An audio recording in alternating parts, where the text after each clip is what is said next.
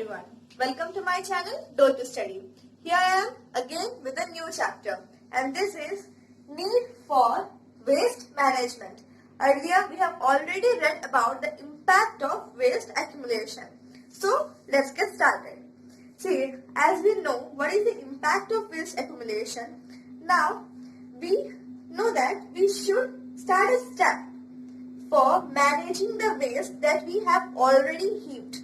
Okay, but before that, let's know what is the need for waste management. Okay, see, as we all know, waste is everywhere, be it on land or in water, even in air also. That is air pollution, isn't it? On land, it is accumulated as heaps. Heaps of waste are seen everywhere. Now, in these wastes, rodents grow, parasites, mosquitoes, flies, these are the breeding place for such rodents and parasites. Okay. Now, as a result of which many diseases occur like typhoid, diarrhea, dysentery, sleeping sickness, malaria, plague, filaria, the list will go on. Okay. So, these are, I just wrote here just some of the diseases. But there are many and the list will surely go on. Okay. Now apart from the waste on land, there is a lot of waste in water. And from where this waste comes? In water. First of all, from the industries. From the industries, the waste, they just leave the waste through pipes to the water bodies. As a result of what happens, these waste get accumulated in water. And next, from the fields where fertilizers and pesticides are used. Now they also, during a heavy rain or during rain itself, the water from the fields which has deposition of fertilizers and pesticides move and join the water bodies. And as the sewage waste, it's the most dangerous one. Here bacterial infection occurs. And what happens is that they contaminate the water. Now here, the industrial and commercial waste that are being added to water, they may even contain toxic substances. Okay, so it's really dangerous. The toxic substances, and what will happen? Just think what will happen when we will use this same water. Okay, and the third, as I have already said, it's fertilizers and pesticides. Okay. This chapter is a very easy chapter. You all know everything about the content of this chapter because we have read it many a times in our junior class also, and we frequently hear about these topics because this is the need of the hour. Earth is full of waste and we need to clean it. So it's the need of our. Many topics, many debates and speeches goes on frequently on this topic. Okay, so it seems easy. Okay, let's move on. Now we will talk about greenhouse effect and global warming. First of all, what is greenhouse effect? It's just simple. Earth is bounded by an atmosphere, isn't it? That is, a blanket of air is surrounding the earth. Just imagine our earth without atmosphere. Then what will happen? Sunlight will come and go, and nothing would be trapped inside earth. Thus, the earth would have been a freezing planet.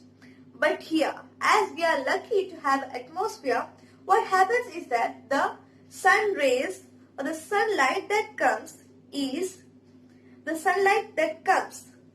passes the atmosphere and reaches the earth's surface. And some of it gets radiated back. But what happens? The infrared radiations. What is it? The infrared radiations do not go back. That is, the infrared radiations are not allowed to trace back. As a result of which, this phenomenon keeps our earth warm. And so that so that the living beings can sustain on earth. Okay.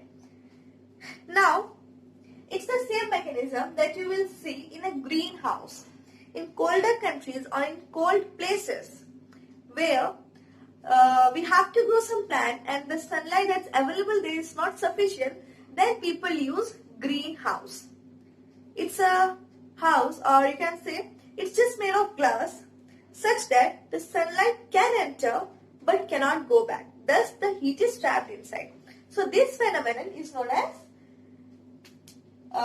global warming. Okay.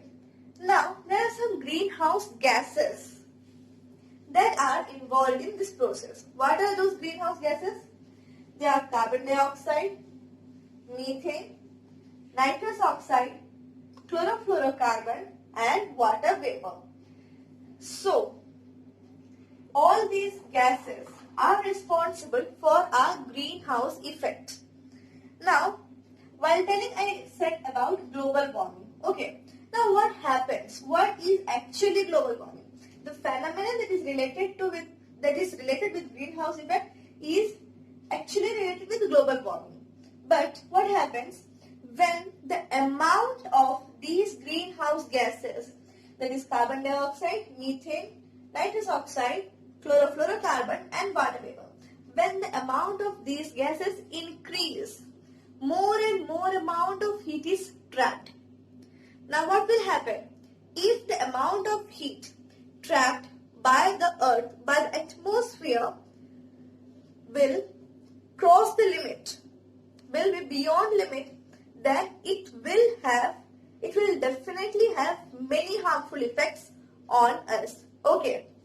So nowadays, as you all know, many industries are being set up, and furthermore, the burning of fossil fuels, gases from vehicles, etc., lead to the accumulation, or you can say lead to the increase in amount of gases like carbon dioxide, methane, nitrous oxide and CFC. CFC is chlorofluorocarbon. It's mainly used in refrigerators, aerosol sprays. Okay. So what happens? When the amount of these gases increase, the heat captured or the heat trapped increases, as a result of which global warming occurs. Okay. Now, as I said earlier, this global warming, that is, if the amount of heat increases, then it will surely have various impacts on us. Now let's see what are those impacts or what are those dangers that we have to face in future, or we are still facing. We are facing now. Okay. So first one is melting of ice. Every year, around 2 to 3 degrees Celsius, we can see that there is a rise in temperature by 2 to 3 degrees Celsius. Okay. Now, as a result of which, what happens is that if this graph of the rise in temperature goes on in the same manner, then one day the ice present in the Arctic regions and Antarctic regions, there is a polar ice cap. The ice present in the Arctic regions and Antarctic regions will melt. And if it melts, then you all know what's going to happen.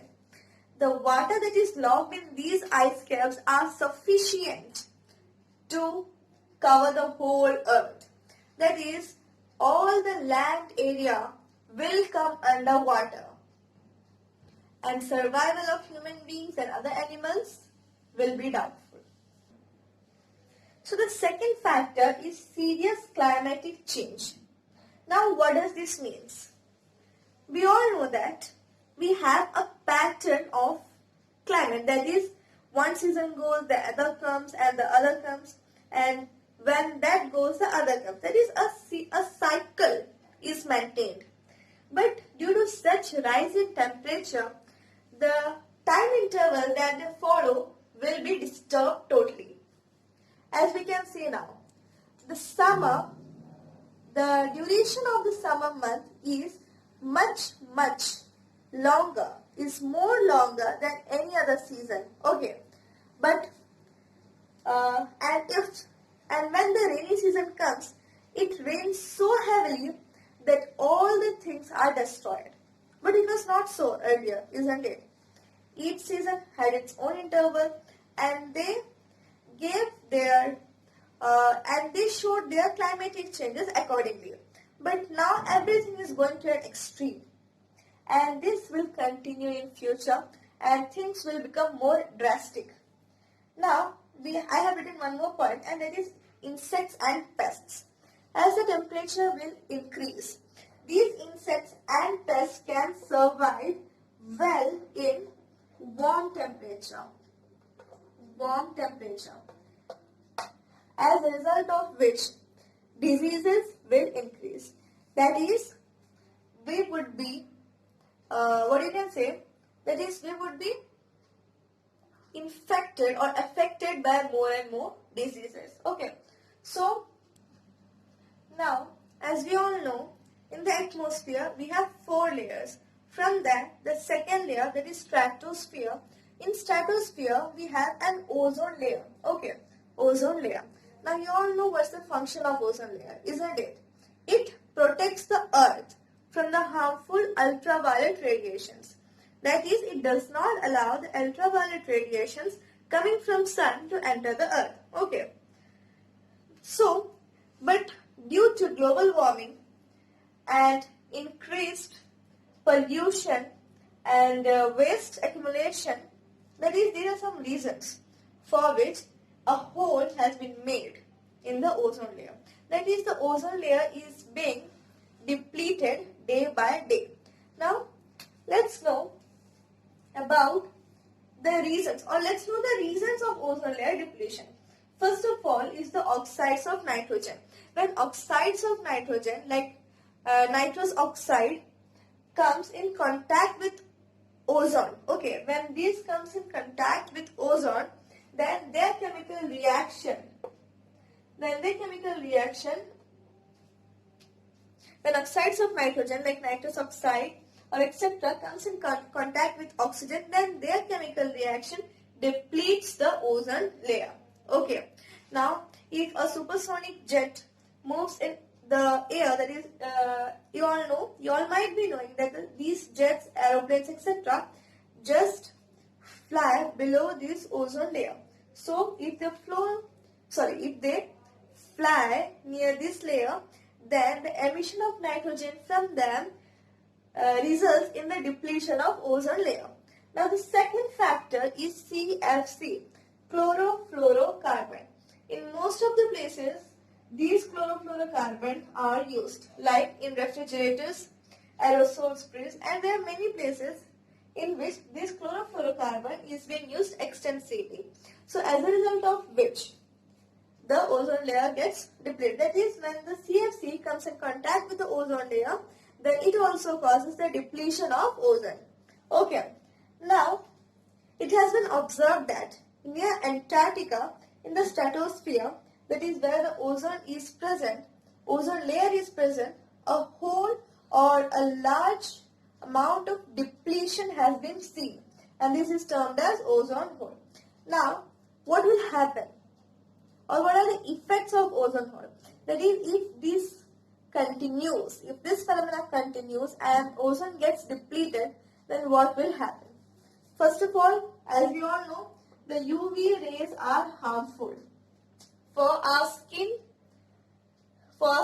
So, it can cause skin cancer and various other dermal diseases. Okay. And apart from them, it can also cause genetic disorders. If we talk on this topic, then there are various issues, various diseases that will occur if the ozone layer goes on depleting and UV rays comes or UV rays reaches the earth's surface. But here I am limiting it just to 2 points, that is skin cancer and other dermal diseases and genetic disorders. Now, all this time I have been talking, or I have been discussing about various topics. Among them, if we will see through the exam point of view, then ozone hole and its depletion is one of an important topic as questions related to it comes often. And a very important next topic is acid rain. Questions related to this topic also comes often. So what is acid rain? You all might be knowing it, isn't it? So what happens when rainfall occurs and the acidity if acidity is found to be in the rainwater, then it is termed as acid rain. Now from where this acidity comes? From industries, sulfur dioxide, nitrogen dioxide, gases like these are released. Now when these gases react with water along with lightning and thunder, then chemicals like sulfurous acid, sulfuric acid, that is acids like sulfurous acid, sulfuric acid, nitric acid and nitrous acid are formed. Now these acids, they mix with water and reaches the earth's surface. So making the rainwater acidic in medium. Okay, so this is known as acid rain. Now what are the effects of acid rain? First of all, it reduces the soil fertility. Okay, it reduces soil fertility. In humans, it can lead to nervous diseases. That is diseases that affects our nervous system. And what else? A very common impact is on great monuments, historical monuments. Okay, like the one which is very famous and it is in India, that is Taj Mahal. Okay, so it is being corroded due to acid rain. When this acid rain comes in contact with calcium carbonate or limestone, they corrode it. So what you can say? Corrosion of monuments and buildings. Corrosion of monuments and buildings. And one more is effect on plants. Effect on plants. When plants get contaminated with acid rain, then various diseases is seen like stunted growth, early premature leaf fall. Like that, many diseases occur in plant. Okay. So these were all about the chapter Need for Waste Management. It was a very easy topic. So read the book once again and thank you for watching. Bye.